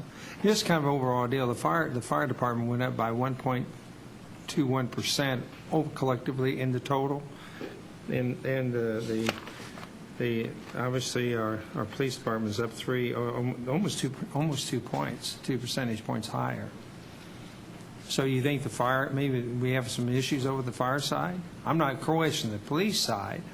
I'm just saying the fire side. I don't think there's any issues there, no. Okay. Well, some of it just may be overstated in a couple of those line Well, items. that could be. It could really be. We'll check the Social Security, but that's what the calculation was on each salary. Yeah. All right. Let's turn to contractual services then. Bottom of page 3, top of page 4.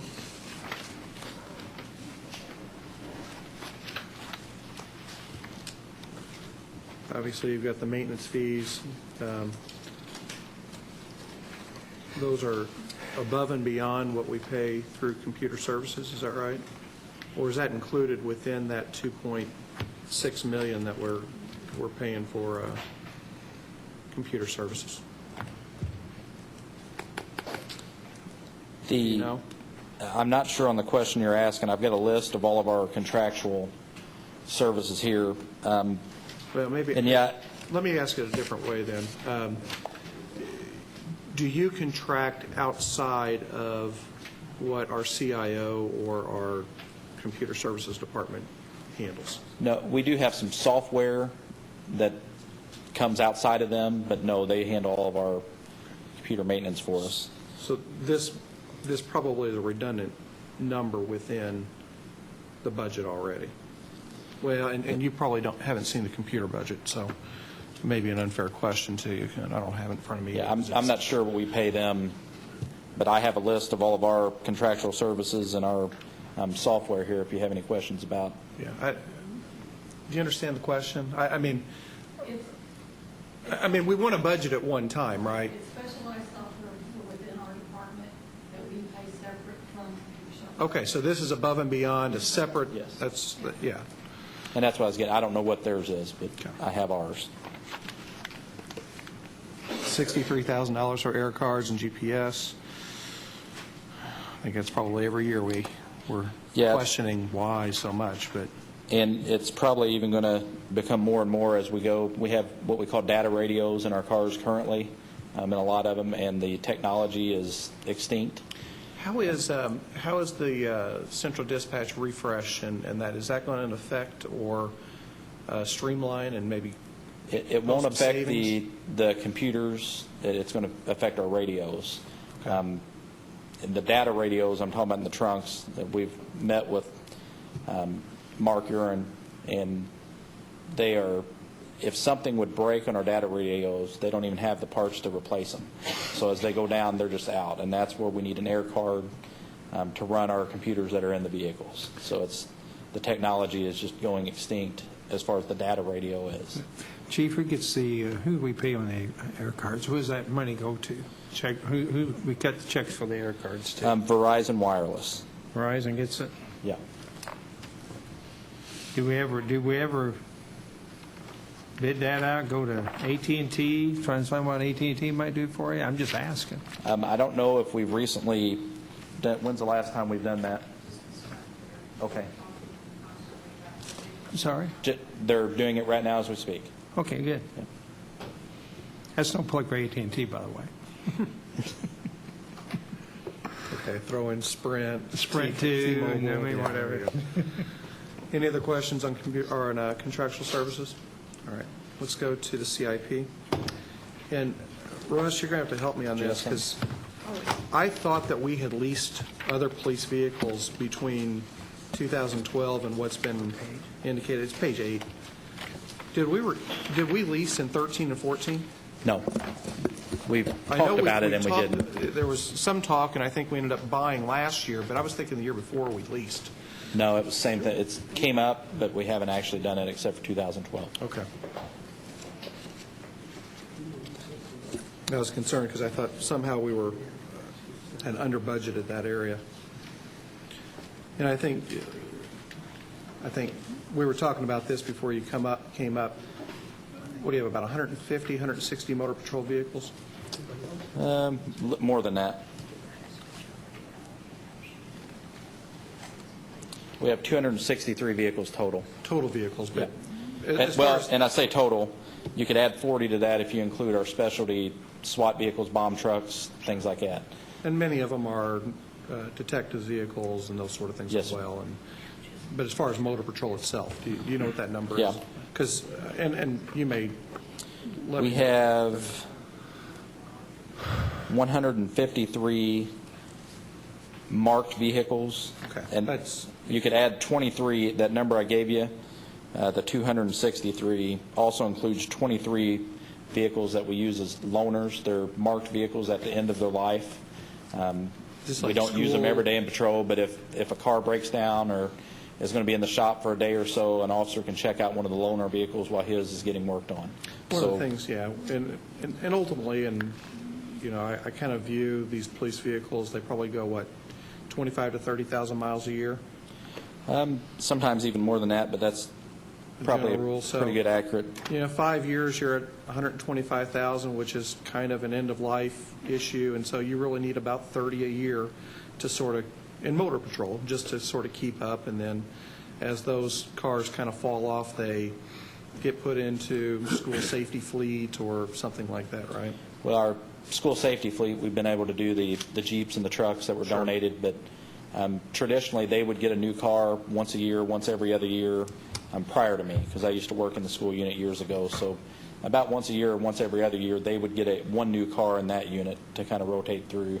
But the patrol vehicles, the ones that are on the line, after about a year or so, whenever we get new ones, they would rotate those out into another unit, and it could be any of the units. But, yeah. Chief, how many unmarked cars do we have? Unmarked? Unmarked. We have 77 that are assigned unmarked cars, and then there's 10 more that are used to switch out cars for guys in undercover positions as their car gets burned or they use it a lot and they don't want people they're watching to catch on, they switch them out. Of those unmarked cars, how many are take-home cars? I think all 77 of those are take-home. Am I correct on that? Yeah. Are they assigned to one particular officer or whatever else? Each one is assigned to one officer, yes. Okay. Have you guys thought about cost savings by rotating those cars out? Because here's why I like the take-home of marked cars, because it shows police out in the, in the public. It shows, gives you exposure. Unmarked, nobody even knows. Yeah. Well, the officers driving them know. Oh, I understand, but I'm talking about Joe Citizen out there. He sees an unmarked car. It doesn't mean anything. And sometimes that benefits us. Well, I understand. It does. I get it. Well, and those aren't police interceptor vehicles necessarily, are they? No. And they obviously have a much longer lifespan than a motor patrol vehicle too, right? Yeah, they're not driven as hard typically, but there's a lot of benefits. Just because it's not a marked car, you have all your equipment, and if we have a big event, say the bomb thing recently, and we start calling in officers or detectives, instead of having to go downtown, wait on a vehicle, switch out their gear from their personal car to this, and they can respond directly to a scene. So if we have an event, a murder, a shooting, stabbing, and we need detectives, they come straight to the scene with everything they need. And then there's other events where they'll be out doing something in their own time, and I could parade every detective we have in here, and they could each give you an example of where they've used their car in one of these. But last year, Detective Breivogel was in the area of a robbery where somebody got pistol whipped. He's in his unmarked car. went to an area that he thought maybe the suspect would be going, and sure enough, he finds him, he catches him, makes the arrest. This is a detective in an unmarked car on his own time.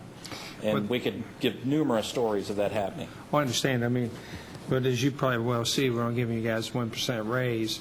And when we can find other places to save money, other places that allows us to give your officers, obviously, hopefully, more increases as we go. So that's the only reason I'm bringing that up. Gotcha. But I think that's a huge public safety issue because of just what Chief Boland said. I mean, numerous times I'm somewhere and, you know, one of your detectives are off duty, but something happens and they don't care that they're off duty. They jump right in and they do what needs to be done. You know, and so the public bigger safety examples we could give, and luckily they haven't been real, but where we thought we had a shooter at Wrights High School years ago, we thought we were going to have a shooter at Evansville Day School a couple years ago, the 2005 tornado, the 2012 tornado in Newburgh, and although Newburgh isn't Evansville, they are our neighbors and they all work and play here in Evansville. You had officers in marked cars and unmarked cars drop everything they were doing that were off duty and respond to these scenes. And God forbid we have something big like that happen, it's nice to have these vehicles. And you know, Assistant Chief Pugh and I were talking about this recently, and he was talking about the C-130 crash years ago. He got called in early because he didn't have a take-home car, and he said the officers were all sitting in roll call playing cards because there was no cars to go out and help. So they all got called in early, and they were no good because we didn't have enough cars. They sat and played cards in our roll call room. Yeah. Chief, do you think that 35 cars are enough? Because that's two of my biggest complaints from officers are we don't have cars and pay. So with the 35, as long as we make sure we keep adding enough in each year, and what, I mean, should it be 30, 35 each year to get us if we could get back on track? On a schedule where we could get a good chunk of cars every year like that, I think we would be great. But I think what we came into, and I'm not trying to throw anybody under the bus, but we had went for years where we were getting 7 to 9 cars a year. I know. And that put us really far behind, and that's why we have vehicles with such high mileage at this point. And we do need 35 cars to get the mileage down and Yes. replace cars that are at the end of their life. And if we could continue getting somewhere in that area, I think we would have a great fleet that would be good for us. Good. Well, and to build on that, and this is why I don't want to use all this riverboat money for all these other things that we're talking about, because, you know, yes, we're talking about leasing them this year, but then if you want 30 or 35 more next year, you're talking about another lease at $270,000, and then the third year the same thing. And so really, to refresh 30 or 35 vehicles a year, it's $1 million commitment per year that we have to do. And basically, we're just borrowing right now, and we're going to have to pay it down the road. And the thing is, it's over the last 3 years anyway, or 4 years, you know, we've basically thrown $250,000 to $300,000 at this refresh. And we really need to be committing $1 million a year towards it. But the problem is we've thrown everything else at Riverboat. The Riverboat money ought to be used for these kind of things, the fire equipment, the police equipment, so that we have able response and the like. You know, and that's, you know, but, you know, if you look at this year's budget, you know, we've put in $1.5 million in blight. We're putting another $1.8 million out of what? I think it was road repairs. Yeah. So we're spending all $14 million and, you know, ultimately shortchanging the police department for the necessary and needed equipment for the city. So. Can I change the subject? Yes. I note that you have 10,000 for body cameras. Yes, sir. I don't know if you had a chance to read the Wall Street Journal article last week. It talked about only 40% of the police departments in America have body cameras. So I really want to extol the fact that you were so forward-thinking of Thank you. taking our suggestion. Have we gotten grants for that? Excuse me. Is $10,000 enough? Because I see you want the subsequent years $45,000.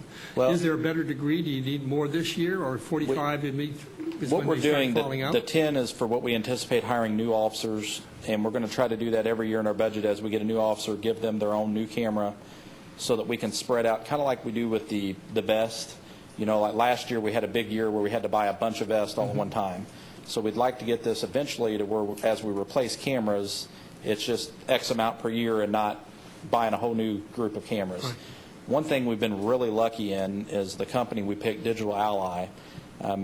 They were kind of new when we started this. They had been doing it, but we were at the time, and I don't know if we still are, but we were the biggest agency that had purchased their cameras.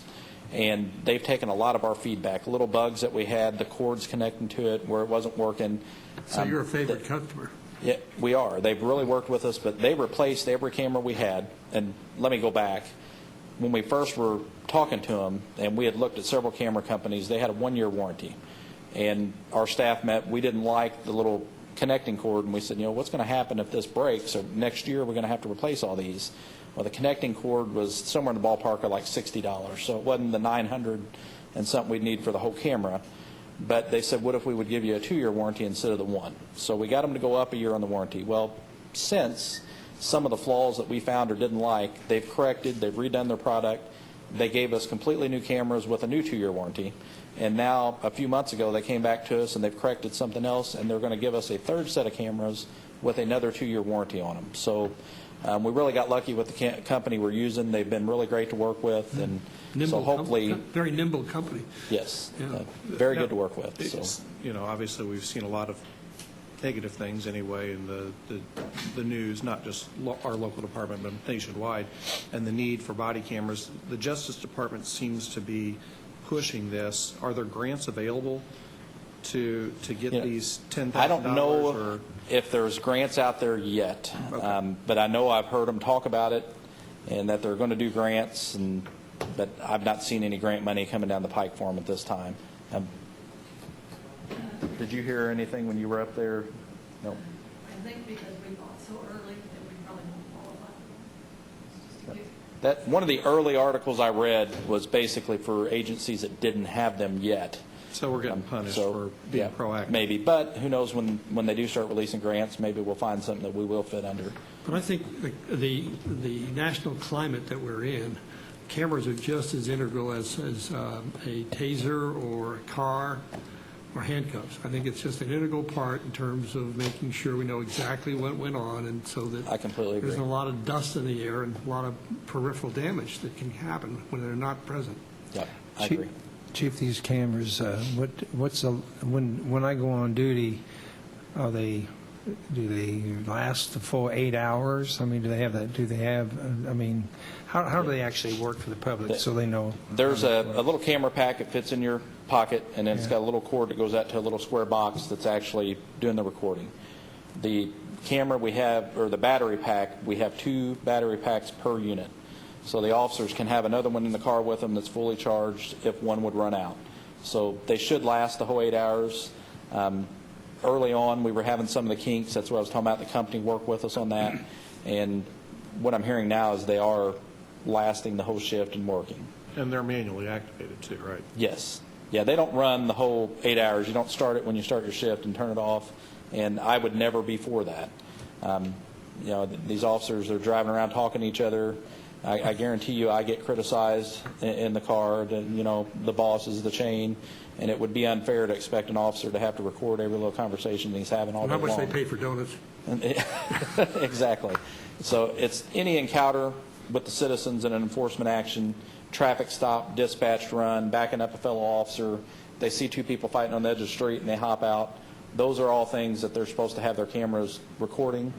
Early on, it kind of like 30 years ago when we first started wearing seatbelts, you'd forget to put your seatbelt on. We had officers forgetting. It's getting pretty commonplace now to where it's an automatic thing. Guys are getting out recording it. We're having fewer and fewer instances where an officer has forgot to turn his camera on. So it's becoming a natural habit at this point.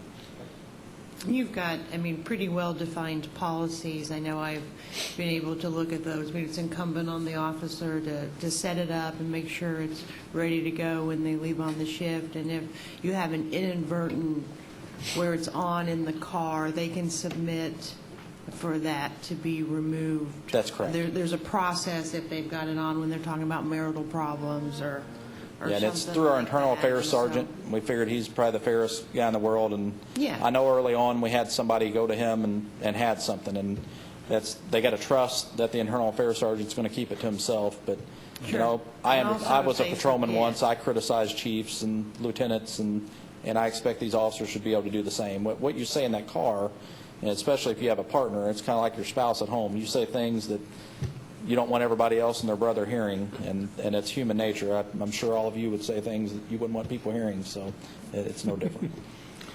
And if you forget to turn it on, then there's just you put it in the narrative what happened or why you know. So there's a place for an explanation. I actually found the policy to be pretty clear and comprehensive. Thank you. I appreciate that. I just what I had, and this is related to the budget in some way. Will you give us an updated accounting on the state and federal forfeiture funds? I think that I have what it with we me. have. Okay. I know that I've got a copy, but it might have ended like June of last year in terms of that. Yeah, I think in the budget, because we're now accounting for it at some level, there was a, what, 40,000 interfund transfer, and I think that's probably the forfeiture funds, aren't they? Is that state or federal, or are they kept separately? Is that? But I can tell you our federal balance currently is $75,375, and our state balance is $9,229. So about 84,000. And will you send us an accounting for that? Because I have heard, through the grapevine, I mean, we have an ordinance that gives a certain percentage to the prosecutor's office, and there have been some issues, I think, about whether expenditures are really for the prosecutor or really for the police. I know you're funding the whole drug task force, at least the structure down there in the Curtis building, improvements and rent and things like that. I was asked to take a look at the ordinance, and so I was just curious, because the reality is, depending on what you're spending that money on, either we're depriving you of what you need in your budget. Some of if you've got necessities over there. We're just not bringing a lot of it in, but I think I've sent these to you. Is there anything since I got these that wasn't in there before that I've sent to them? I've got an actual accounting of what was purchased through, I think, June 30th of 2014. Okay, we have some more update. I can send you what I have here. Okay. You're more than welcome to it, but we just haven't brought a lot in.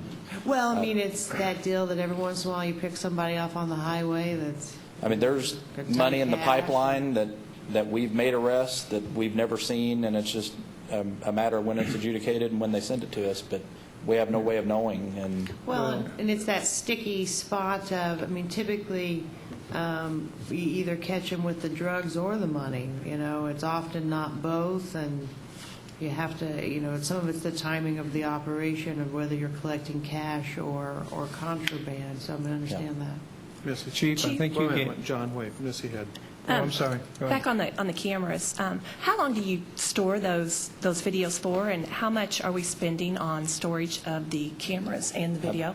We're currently keeping them for 10 years. 10 years. And I think the state's looking at how long we should have to keep them and so forth, but it's our interpretation now that that's how long we should be, but it's based on records laws that were made when we didn't have body cameras. A few stats on them. We currently have 198 body cameras. We record an average of 13,912 videos per month, and we currently have 277,000 videos, or over 277,000 videos on our server. So we've got a lot of footage that we've recorded over the past 2 years. John. Thank you. Okay. One thing I want to ask you, back on the autos, those automobiles cost about $45,000 a piece. We pay cash for them, don't they? 33, I thought. I know, but you got to outfit like them. 21 By the plus time you like outfit 12 them, in the but you got to put computers in. You got to do all that stuff with it too. I think when you fully outfit them, it'll come about $45,000. I think it's less than that. I put all my other papers up and go to my vehicle line. I thought one time it was like right in the middle. Okay. 37 now. 37. Okay. I was just saying, if we paid for them, we'd probably have to pay about $1.3 million if we had to go out and buy them. Yeah, and the lease includes outfitting them with all the equipment as well as the actual purchase of the vehicle. Is it a $1 buyout at the end? Is that what it is? I don't even know if there's. I know we own them at the end, but is it $1 no buyout? Don't buy out, so we don't Yeah, have to they're worry just about always outright, mileage and yeah. anything like that that goes on? Okay. I mean, basically, we're buying them, we're just paying for it over 5 years. Correct. We're financing.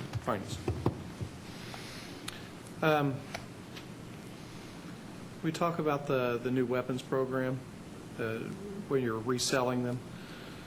Yes. I know there's nothing really in the budget for that. I know you, at least I read, that got about $25,000 from the sale of those weapons. I mean, this is budget, not really policy time, but,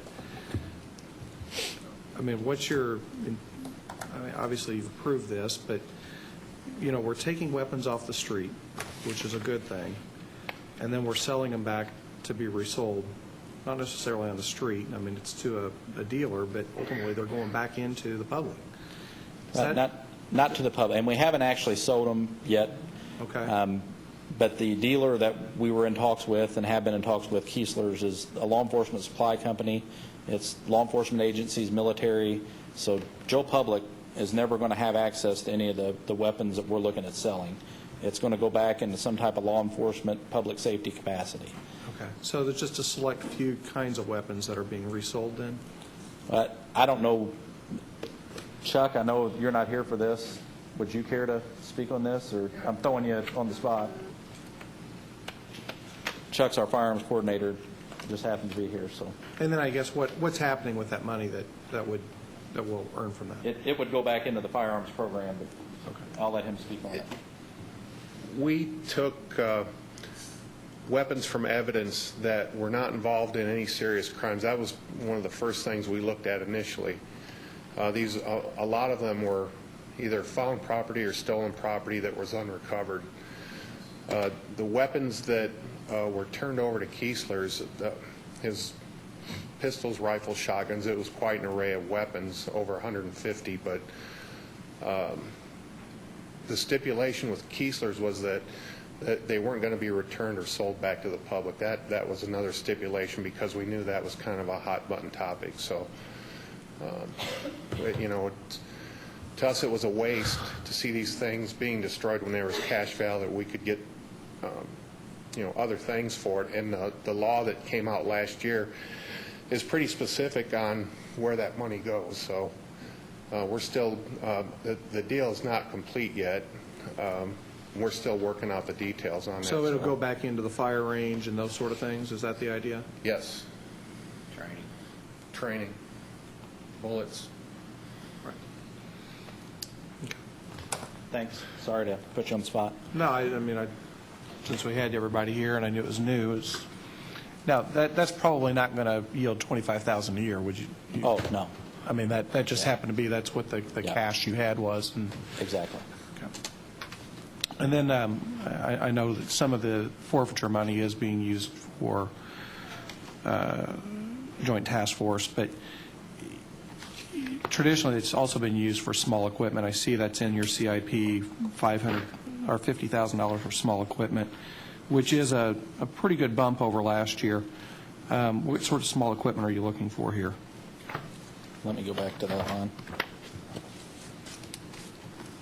It seems like last year we were talking about a robot for the bomb robot, and I think that was cut, and there's a couple other things. The biggest item that we have in here is for replacing the data radios that I talked about that run the computers in the cars where the technology is obsolete.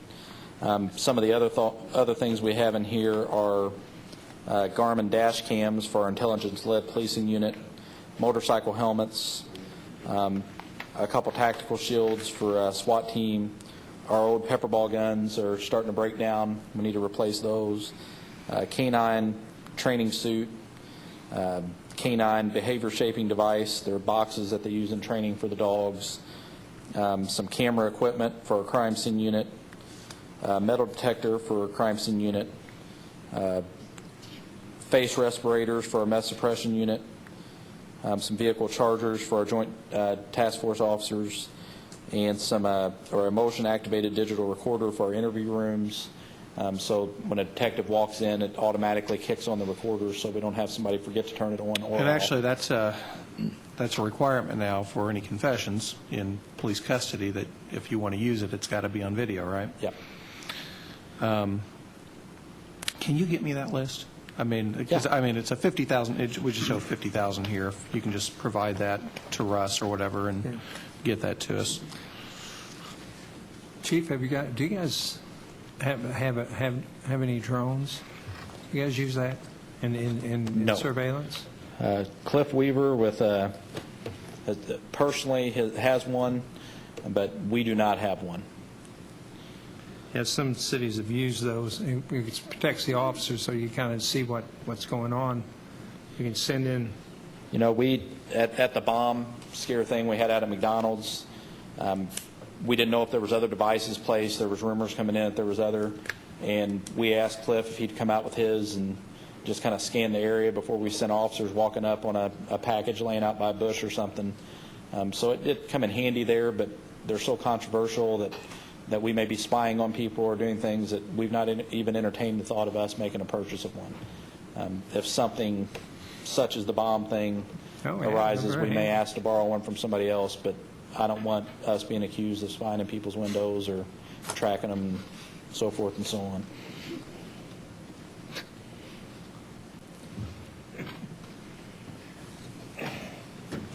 Any other questions for Yes. Chief Bowling? Yeah. Shot spotter. Noticing it's not in the budget for this year. Yeah, you know, I believe in the technology. We obviously still have shots. I think it was made clear to me last year we weren't going to get it. We had several public debates, so figured why have that debate again when we've already hashed it out. Okay. And I know that police cars and stuff are top priority. I know it's things that we need, but I really would like to eventually see where we can get police cars and this shot spotter and some other things in the budget, because I really feel with all the different things and problems we're having, I truly believe it would save a life. It's still very high up on my wish list. I would love to have it, but like I said, it was made clear to me we weren't getting it, so I figured why go through the public fight again. But I'm a believer in it. I think it works. I think it would be a great tool. I don't think it would make all of our shots go away, No. but it would be a great tool to help. But Plus, I mean, I've studied it too. You've let me speak to several people, and I think it would help the police officers because when they show up, they know if it actually is a gun. They know if it's traveling in a car and what's going on. And the calls that come in, a lot of times, officers don't know if it's a dumpster shedding or a firework or an actual gun. So, I mean, I really do think it's something that we as a community and as a council, we need to work on getting that in the budget as well. you're speaking to the choir. I know, I like it. but I just want it on record. Well, I'll agree with the technical part, but there's a huge gap in making the people where this is going to be affected, because it wasn't just the city council that didn't want it. Mine, looking at it, the people didn't want it. Second People Ward that wants live it. there. Second Ward wants it. Well, I can what's speak the for my second ward I'm talking constituents. about? Be a debate for a different day. Absolutely. 2017. And it's my understanding, too, that one of the president of Shot Spotter is going to be speaking at the United Neighborhood Spark Plug Dinner. Yeah, I've heard that. So, Well, I will share with you, the one drive-in I had was kind of benign, except just before the end of shift, there was shots fired at Aiken Park, and we got there and we just started doing random, going boxes. 2 cars were doing boxes to see if they could figure out where it was, who was the suspect, and so forth like that. So technically, I think it's a great idea. The question is how to sell it in terms of everybody. Well, like last, and I hate getting in the middle of this whole debate since it's not even on there, but last year I knew it was going to be controversial. I did tons of research, talked to several people, called other agencies. I wouldn't have got so publicly behind this if I thought I was going to embarrass myself with it. And still to this, I think if the public's not for it now, after a couple months of having it, they would want more square mileage of it, and it would expand. I really believe that. Other cities that get it add more and more. But like you said, debate for another day. I know, and I would just encourage people to go to the Spark Plug to learn more about it, because I think that's, some of the issues are people don't understand what it does and, how it will help. Another thing, I just want to say your team does an awesome job. And I know several of you follow me on Facebook, but I want others to know that the other morning when it was pouring down rain, I was pulling out of my driveway, and there was this little girl, probably 5 or 6 years young, and pouring down rain, no umbrella, no nothing, and she just looked scared to death. So I jumped out of my car to talk to her and see what was going on, because I hadn't seen her in my area before. And right about that time, one of your officers does a U-turn, turns on the light, and comes up and is working with me to try to figure out what's going on with this little girl, even offered to drive her to school. And, you know, that's what your team is all about. You all go the extra mile. I know people love to criticize, and you don't always hear the great things, but keep up the great job you all are doing. Your team's awesome. Chief, I just jumped online. I got an article here from the Oakland, California Police Department. ShotSpotter is an 8-year-old network of microphones that detect gunfire in most of East and West Oakland records, blah, blah, blah. And this is, but the system, which costs the department $264,000 a year, and expensive, redundant, police contend. They say residents really call to alert the police when they hear gunfire, okay? And the money could be used better to fund other technology, Like such as police helicopters. Yeah. Okay, that's what it says. Your article you're reading is outdated. It was Oh, an well, interim police chief. John, we know you're not for it, so I mean, we talked about this last year. So. I could address this, though. I've done my research. I know the answer to this. Let's just stop here because it's not in the budget this year. Just let me say, Oakland, since that has expanded and they have more square mileage coverage. It's interesting you bring up Oakland because they've also gone through a huge attempt to get rid of, or at least dampen, the warrior spirit of their police department and get more into a custodial, if you will, Newfoundland dog caring of their community. They've done an incredible work on community care out there. Any other questions? Not related to ShotSpotter, but to the budget. No?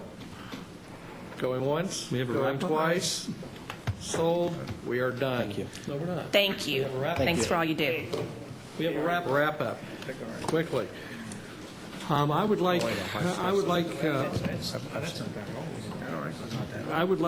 Councilman Friend and Councilman O'Daniel to join me sometime next week to start talking about how to approach this. We would love input from all of you about the kind of cuts and the kind of processes you'd like to go through. It seems to me that the stated revenue for the running of the city, the thing you're going to